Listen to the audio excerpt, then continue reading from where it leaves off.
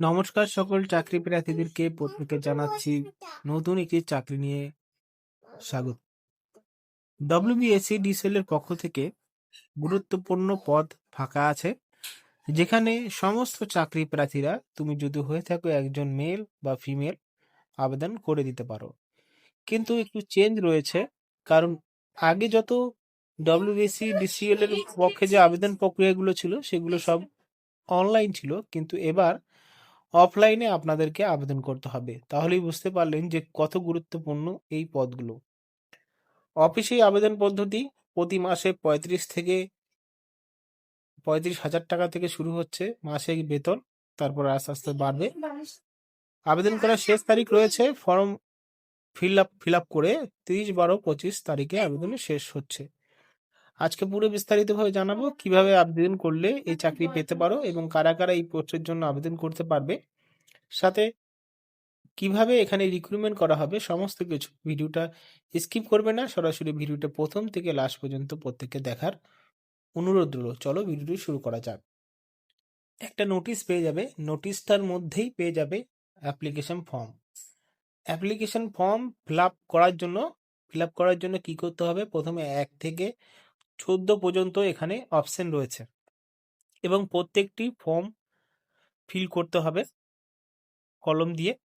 একটি print out বার করে নিতে হবে, তারপরে সমস্ত ডকুমেন্ট দিয়ে ফিল করার পরে অ্যাড্রেসে পাঠিয়ে দিতে হবে।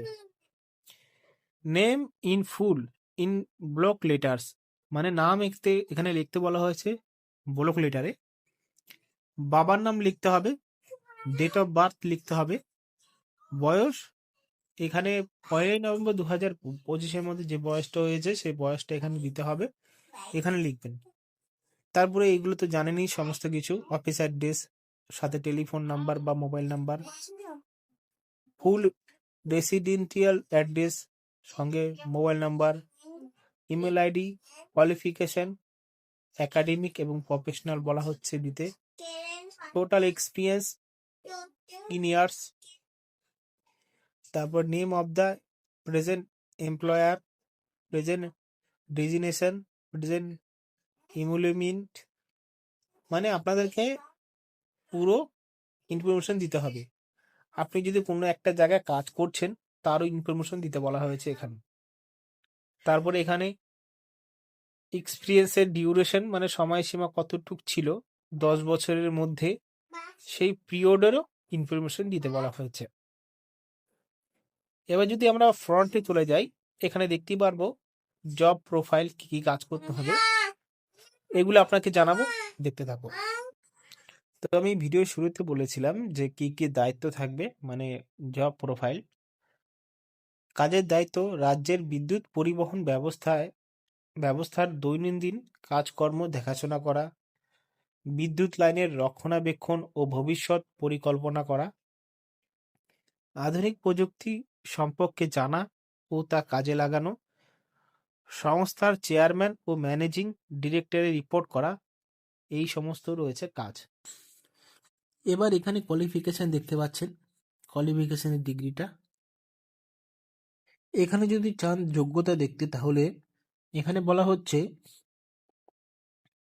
ইলেকট্রিক্যাল ইঞ্জিনিয়ারের স্নাতক ডিগ্রি থাকতে হবে যে কোনো স্নাতধন্য কলেজ বা ইনস্টিটিউট থেকে। অভিজ্ঞতা বা এক্সপিরিয়েন্স: মোট 20 বছরের অভিজ্ঞতা, যার মধ্যে অন্তত 10 বছর সিনিয়র ম্যানেজমেন্ট লেভেলে। আর দ্বিতীয়ত, পাওয়ার সেক্টর, বড় ইঞ্জিনিয়ারিং সংস্থা, PSU, CBSE বা বড় প্রাইভেট কোম্পানিতে কাজের অভিজ্ঞতাও থাকতে হবে। এর মধ্যে অন্তত 2 বছর executive director, chief engineer, general manager বা সমমানের পদের কাজ করতে হবে। বয়সসীমা সর্বোচ্চ 62 বছরের মধ্যে 1 নভেম্বর 2025 অনুযায়ী হতে হবে। চুক্তির মেয়াদ: প্রথমে 3 বছরের চুক্তি, প্রতি বছর পারফরমেন্স রিভিউ হবে। ভালো পারফরমেন্স হলে বয়স 65 বছর পর্যন্ত চুক্তি বাড়ানো যেতে পারে, মানে স্থায়ী বা পার্মানেন্ট পোস্ট। বেতন সুবিধা: সাধারণ প্রার্থীদের জন্য 1,56,500 টাকা থেকে শুরু করে 2,10,000 টাকা বেতন কাঠামো, সাথে DA, HR, electricians, electricity allowance, medical allowance, LTG, হাসপাতাল সুবিধা সমস্ত কিছু দেওয়া হবে। যারা কোনো পিসিইউ বা প্রাইভেট সেক্টর থেকে অবসরপ্রাপ্ত এবং পেনশন পান না, মাসিক স্থায়ী বেতন থাকবে 2,30,000 টাকা।